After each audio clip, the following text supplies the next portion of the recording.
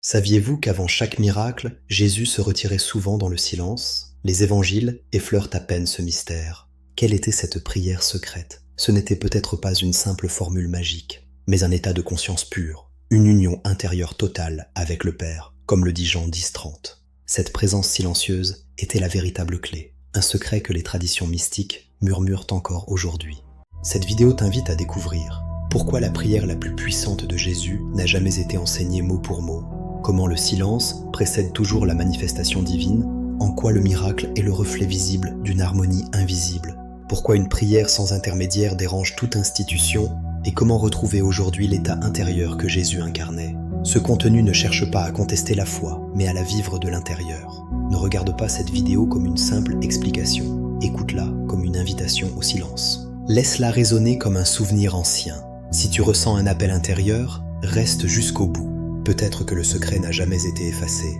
Peut-être attend-il simplement que ton cœur devienne assez silencieux pour s'en souvenir. Abonne-toi pour explorer les mystères cachés de la Bible, les vérités oubliées et la dimension intérieure de la foi. Dis-nous en commentaire, crois-tu que le véritable miracle commence dans le silence intérieur? Avant chaque miracle, il y avait un retrait. Avant l'éclat visible, un effacement. Avant que l'histoire ne retienne un geste, un mot, une guérison, il y avait un espace vide, presque imperceptible. Un battement. Un seuil. Les évangiles passent souvent vite sur ces instants. Une ligne, parfois moins. Comme si le texte lui-même hésitait à s'y attarder. Jésus se retira pour prier. Et puis le récit reprend, le miracle surgit, la foule s'émerveille, la mémoire collective s'imprime. Mais ce qui se joue dans ce retrait demeure voilé. Car le silence n'est jamais neutre. Surtout dans la Bible. Dans les traditions anciennes, le silence est le lieu de la révélation. Moïse rencontre Dieu dans la nuée. Élie perçoit la présence dans le murmure d'une brise légère. Le silence précède toujours la parole vraie. Il en est le berceau. Pourquoi en serait-il autrement pour Jésus? Avant que l'eau ne devienne vin, il y a un regard intérieur. Avant que les aveugles ne voient, il y a une vision qui ne passe pas par les yeux. Avant que les morts ne se lèvent, il y a un accord profond avec la vie elle-même. Ce que les évangiles montrent, c'est l'aboutissement. Ce qu'ils taisent, c'est la source. Et si ce silence n'était pas un simple moment de recueillement, mais une véritable traversée intérieure?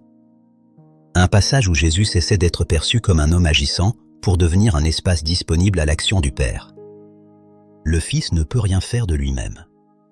Cette phrase n'est pas une déclaration d'impuissance. Elle est une confession d'unité. Elle renverse notre manière habituelle de comprendre la prière. Nous avons appris à prier pour demander. Jésus, lui, semble prier pour s'effacer. Dans cette perspective, la prière n'est pas une parole adressée à Dieu, mais un état où l'on cesse de se prendre pour la source. Un état où l'on consent à laisser passer quelque chose de plus vaste que soi. Alors le silence prend une autre densité. Il devient alité. Ce silence n'est pas vide. Il est plein d'une présence qui ne s'impose jamais. Pourquoi les évangiles ne retranscrivent-ils pas les mots de cette prière? Peut-être parce qu'il n'y avait pas de mots. Ou peut-être parce que ces mots n'auraient eu aucun sens hors de l'état intérieur qui les portait. Dans certaines traditions mystiques juives du 1er siècle, la prière la plus haute n'est pas verbale. Elle est appelée kavana. L'intention pure, l'orientation totale de l'être vers Dieu. Une prière sans phrase, où l'âme se tient droite, disponible, transparente. Jésus connaissait ces traditions. Lorsqu'il se retirait, il revenait à la source. Le désert, dans la Bible, n'est jamais un lieu d'abandon. Il est le lieu où les voix se taisent pour qu'une seule demeure. Je la conduirai au désert, et je parlerai à son cœur, Osée 2, 16. Mais ici, la dynamique semble inversée. Ce n'est pas Dieu qui parle. C'est Jésus qui écoute. Et cette écoute est si profonde qu'elle devient union. C'est là que la question devient dérangeante. Si la prière de Jésus était une prière d'unité, une immersion consciente dans la volonté du Père, alors elle n'était pas transmissible comme une formule. Elle ne pouvait pas être enseignée comme un texte à mémoriser. Elle ne pouvait être vécue que dans un certain état d'être. Or, une prière qui dépend de l'état intérieur de celui qui prie échappe à toute institution. Elle ne se contrôle pas. Elle ne se répète pas mécaniquement. Elle ne garantit rien à celui qui la récite sans transformation intérieure. Peut-être est-ce là que le silence commence à devenir lourd. Non pas un oubli accidentel, mais une absence signifiante. Les premiers chrétiens attendaient des miracles. Ils les associaient à la foi en Jésus, à son nom, à son autorité. Progressivement, l'attention s'est déplacée vers le résultat visible, moins vers la source invisible. La prière qui précède le miracle est devenue secondaire. Le miracle lui-même est devenu la preuve. Mais Jésus n'a jamais présenté le miracle comme une preuve. Il l'a présenté comme un signe. Et un signe pointe toujours vers autre chose que lui-même. Dans l'évangile de Jean, les miracles sont appelés smeia des signes. Ils ne sont pas le cœur du message. Ils en sont l'ombre portée. Le cœur est ailleurs. Dans cette relation intime, silencieuse, ininterrompue entre le Fils et le Père. Moi et le Père, nous sommes un. Cette phrase n'est pas seulement théologique. Elle est existentielle. Elle décrit un état de conscience. Et si la prière secrète de Jésus était précisément ce passage conscient de la séparation apparente à l'unité vécue? Un retour, à chaque fois, à ce lieu intérieur où il n'y a plus de je qui agit, mais une vie qui circule. Alors le miracle ne serait plus une intervention surnaturelle. Il serait une conséquence naturelle. Cette idée est vertigineuse, car elle nous oblige à déplacer la question. Il ne s'agit plus de savoir comment Jésus faisait des miracles, mais d'où il les laissait surgir. Et ce d'où n'est pas un lieu extérieur. Le royaume de Dieu est au milieu de vous, ou à l'intérieur de vous. Si le royaume est intérieur, alors la prière qui ouvre à ce royaume l'est aussi.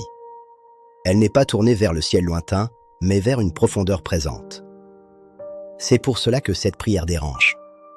Elle ne demande pas plus de ferveur, mais plus de silence. Moins de mots, moins de contrôle.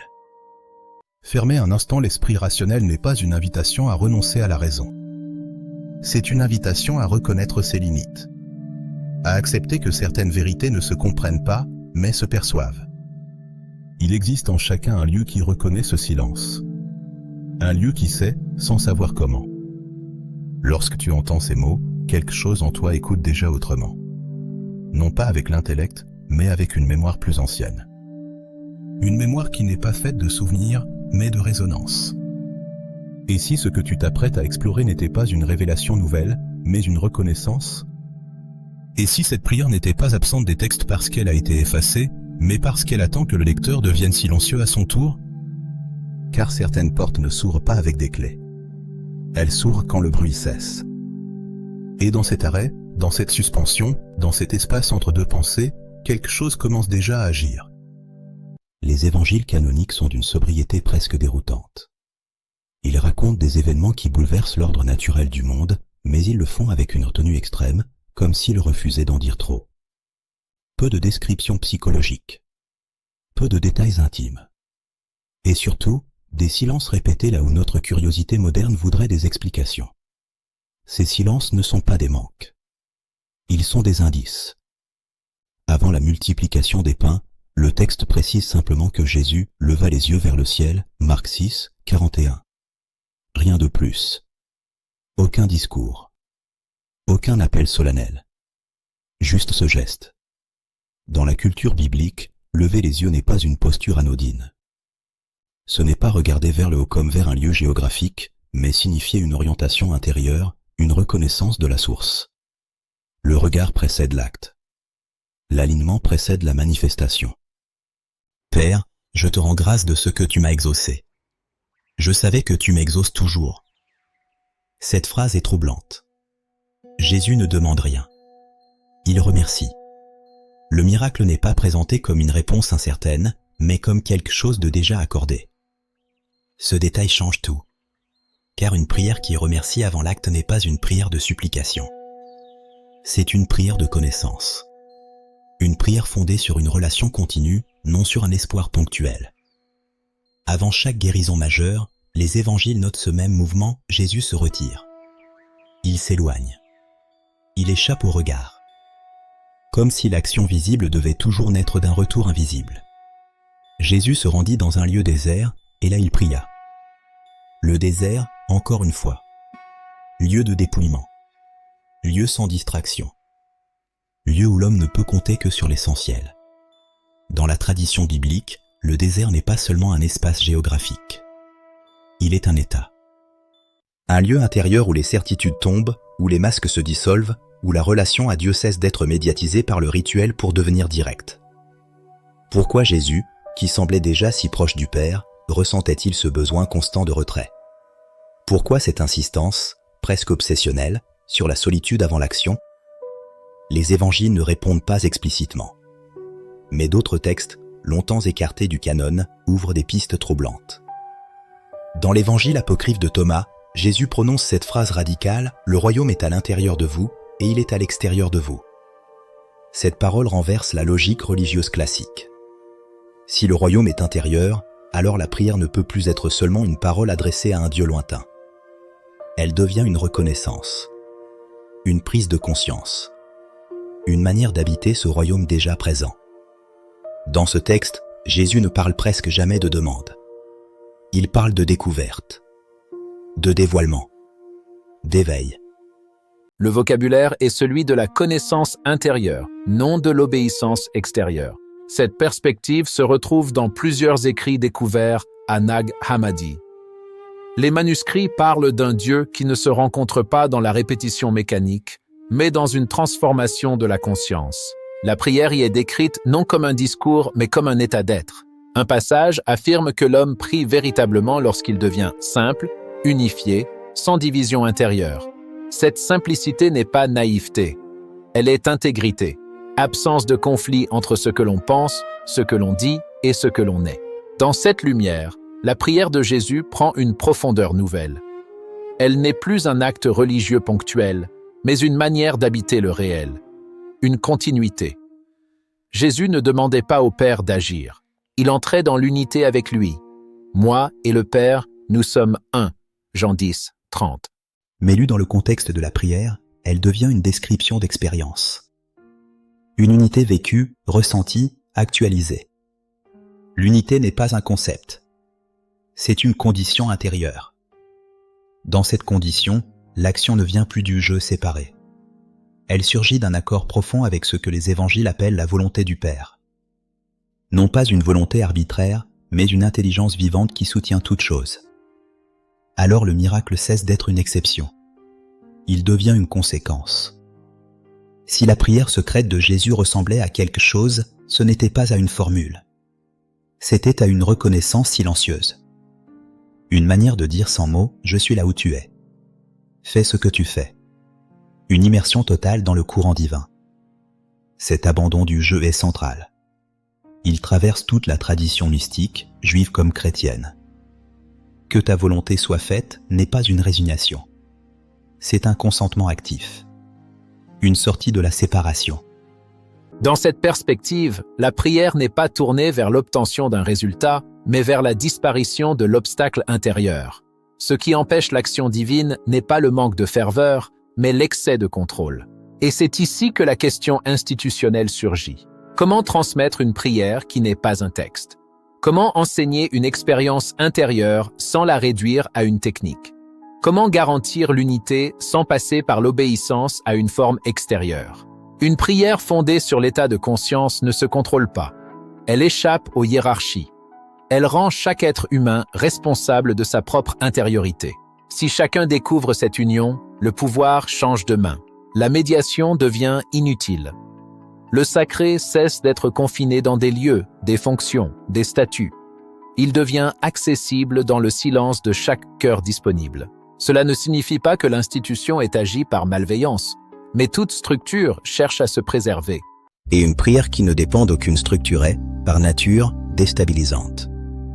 Alors les textes ont privilégié le visible, le geste, le miracle, le signe. La source est restée en retrait, enveloppée de silence. Mais ce silence n'est pas une fermeture. Il est une invitation. Une ouverture discrète pour ceux qui lisent autrement, qui écoutent entre les lignes, qui sentent qu'il y a là plus qu'un récit historique. Lorsque Jésus se retire pour prier, il ne s'éloigne pas de Dieu. Il s'éloigne du bruit qui empêche d'en avoir conscience. Il revient à ce lieu intérieur où le royaume n'est plus une promesse, mais une présence actuelle. Et ce lieu, selon ces textes anciens, n'a jamais cessé d'être là. Pourquoi cette prière n'est-elle pas enseignée clairement? Exposée comme une formule précise, transmise comme un héritage verbal? Pourquoi, face à une figure aussi centrale que Jésus, les textes deviennent-ils soudain allusifs, symboliques, presque fuyants? Peut-être parce que cette prière ne supporte pas l'enfermement des mots. Peut-être parce qu'elle ne survit pas à la répétition mécanique. Peut-être parce qu'elle appartient à un registre que l'écriture effleure sans jamais pouvoir le saisir. Il existe des réalités qui se communiquent par imitation, par présence, par contagion intérieure. Jésus n'enseignait pas comme un maître transmettant une méthode. Il marchait, parlait, se retirait, priait. Et ceux qui l'observaient sentaient que quelque chose d'essentiel se jouait ailleurs que dans le discours. Il ne transmettait pas des techniques. Il transmettait une orientation de l'être. Elle est faite de silence. Dans la tradition biblique et mystique, la chambre est le lieu de l'intime, de ce qui n'est pas exposé. Fermer la porte signifie suspendre le regard extérieur, mais aussi le regard que l'on porte sur soi-même. C'est quitter le théâtre intérieur où l'ego se met en scène. Entrer dans la chambre, c'est consentir à ne plus jouer de rôle. Dans cet espace, le mental se tait progressivement. Non parce qu'on le combat, mais parce qu'il n'a plus rien à défendre. Les pensées perdent leur urgence. Les images se dissipent. Ce qui demeure n'est pas un vide inquiétant, mais une attention nue. C'est là que la prière commence vraiment. Gilles Benitez insiste souvent sur cette dimension, une conscience élargie, une présence continue à ce qu'il appelle l'Abba vivant. Pas un Dieu conceptuel, mais une réalité intime. Abba n'est pas un titre solennel. C'est un mot de proximité, un mot de relation. Dans cette perspective, la prière de Jésus n'est pas un acte ponctuel qui commence et se termine. Elle est un état continu, une manière d'être au monde sans rupture entre l'intérieur et l'extérieur. Le symbole devient alors limpide, le miracle n'est jamais premier. Il est secondaire. Ce qui est premier, c'est l'harmonie intérieure. Le miracle en est le reflet visible. Lorsque Jésus prie, il ne cherche pas à modifier la réalité extérieure. Il ne force rien. Il n'impose pas une volonté personnelle au monde. Il s'accorde. Il s'ajuste. Il entre dans ce que les Écritures appellent la loi divine, non comme une règle morale, mais comme un ordre vivant. Dans cet accord, l'action juste surgit d'elle-même. Le monde ne résiste pas à cet accord parce qu'il en est issu.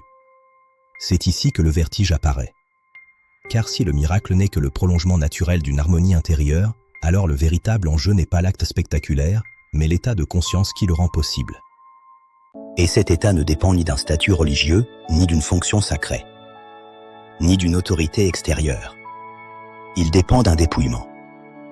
Une prière de ce type ne peut pas être institutionnalisée sans être trahie. Elle ne peut pas être réduite à un rite sans perdre sa substance. Elle ne peut pas être contrôlée parce qu'elle se joue dans un espace où aucun pouvoir extérieur n'a accès. Et c'est peut-être là que la crainte s'installe. Non une crainte malveillante, mais une crainte structurelle. Toute institution repose sur des médiations, des cadres, des transmissions formalisées. Une prière qui se passe d'intermédiaire fragilise ces cadres. Elle rend chacun responsable de sa propre relation au divin. Une prière sans intermédiaire est une prière libre. Libre de réussir. Libre d'échouer. Libre de transformer réellement celui qui la vit. Il n'y a qu'un chemin intérieur, exigeant, parfois déroutant, où l'on ne peut se cacher derrière aucun discours. C'est peut-être pour cela que Jésus parle si souvent en parabole. Non pour obscurcir, mais pour éviter la réduction. Une parabole oblige l'auditeur à entrer lui-même dans le sens. Elle ne livre rien de prêt à consommer. De la même manière, la prière de Jésus ne se donne pas clé en main. Elle se suggère. Elle s'entrevoit. Elle se devine dans ses gestes, dans ses retraits, dans ses silences. Lorsqu'il se retire avant d'agir, il ne prépare pas une stratégie. Il se rend disponible. Il consent à disparaître comme centre d'initiative. Il laisse la place à ce qui veut passer à travers lui. Dans cette disparition volontaire du jeu, quelque chose d'autre prend forme. Quelque chose qui n'est ni spectaculaire ni bruyant, mais d'une efficacité radicale. Ce que l'on appelle miracle n'est peut-être que le moment où cette réalité invisible devient perceptible au sens.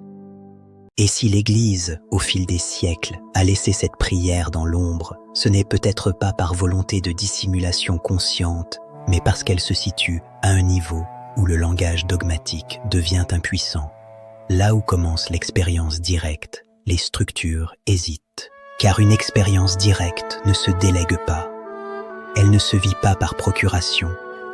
Elle ne se transmet pas autrement que par invitation silencieuse. Ainsi, la prière de Jésus demeure voilée, non parce qu'elle est absente, mais parce qu'elle se tient dans un espace que peu acceptent d'habiter longtemps, l'espace où toute certitude tombe, où toute image de Dieu se dissout, où il ne reste qu'une présence sans forme, exigeante, libre. Et dans cet espace, le monde commence déjà à changer, sans qu'aucune parole ne soit prononcée. Maintenant, ne cherche pas les mots. Il y a un moment, dans toute quête spirituelle authentique, où les phrases deviennent trop lourdes. Où même les plus belles formulations commencent à faire écran. Ce moment n'est pas un échec. Il est un seuil. Respire. Avant toute prière, avant toute pensée adressée à Dieu, il y a ce simple mouvement de la vie qui entre et qui sort. Le souffle ne demande rien. Il ne formule pas. Il est. Et pourtant, il soutient tout. Ne demande rien. Cette injonction peut surprendre. Nous avons appris que prier, c'est demander, implorer, espérer. Mais ici, il s'agit d'un autre registre.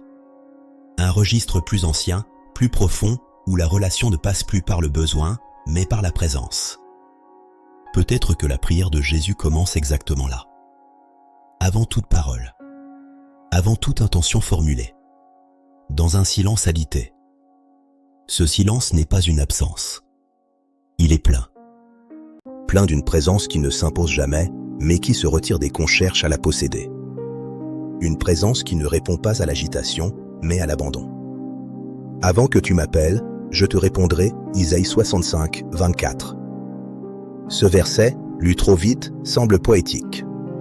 Mais médité lentement, il devient vertigineux. Il suggère que la réponse précède l'appel, que le don précède la demande. Et si la prière n'était pas un déclencheur, mais un dévoilement? Et si Dieu n'attendait pas que tu parles, mais que tu t'aperçoives qu'il est déjà là? Dans cette perspective, la prière change de nature. Il se cache même dans nos prières les plus sincères. Derrière les mots pieux, il y a parfois une attente déguisée, une manière de dire à Dieu ce qu'il devrait faire. L'abandon, lui, ne propose rien, il ouvre. Lorsque Jésus prie avant un miracle, tout suggère une paix profonde, une certitude silencieuse, comme si l'acte visible n'était que l'écho d'un accord déjà scellé dans l'invisible. Ce qui faisait la force de la prière de Jésus n'était pas sa formulation, mais son état intérieur. Un état où la peur n'a plus de prise.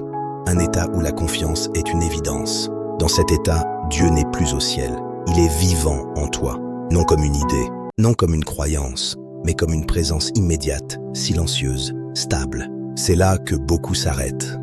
Parce que ce type de présence ne flatte pas l'ego. Elle ne donne pas de sensations spectaculaires. Elle demande une chose simple et radicale à la fois. Reste encore un instant. Ne cherche pas à comprendre. Ne vérifie pas si quelque chose arrive. Ne transforme pas ce moment en expérience. Ne parle pas. Les mots peuvent attendre, car ce qui se joue ne se formule pas. Cela se reconnaît. Écoute. Mais n'écoute pas avec les oreilles. Écoute avec cet espace intérieur où les pensées apparaissent et disparaissent. C'est là que la prière sans mots devient possible. Dans ce silence, quelque chose se détend. La crispation commence à se relâcher. Celle de devoir mériter. La prière de Jésus ne cherchait pas à mériter quoi que ce soit. Elle reposait sur une intimité déjà donnée. Peut-être que le secret n'a jamais été écrit, justement pour cette raison. Il attend, non pas dans les livres, mais dans cet espace intérieur, que tu touches chaque fois que tu acceptes de ne rien faire pendant un instant. Que ton cœur soit assez silencieux pour s'en souvenir, car il y a en toi une mémoire de l'unité, une mémoire de la confiance originelle. Lorsque cette mémoire s'éveille, quelque chose change dans la manière d'être au monde. Le miracle, alors, n'est plus un objectif, il devient secondaire. Ce qui compte, c'est cette paix sacrée qui ne dépend pas des circonstances, cette présence vivante qui ne disparaît pas quand rien d'extraordinaire ne se produit, cette union intérieure qui ne se prouve pas, mais se vit, Et dans cet espace, sans bruit, sans démonstration, sans conclusion, quelque chose continue d'agir. Abonne-toi à la chaîne, partage la vidéo et marque j'aime.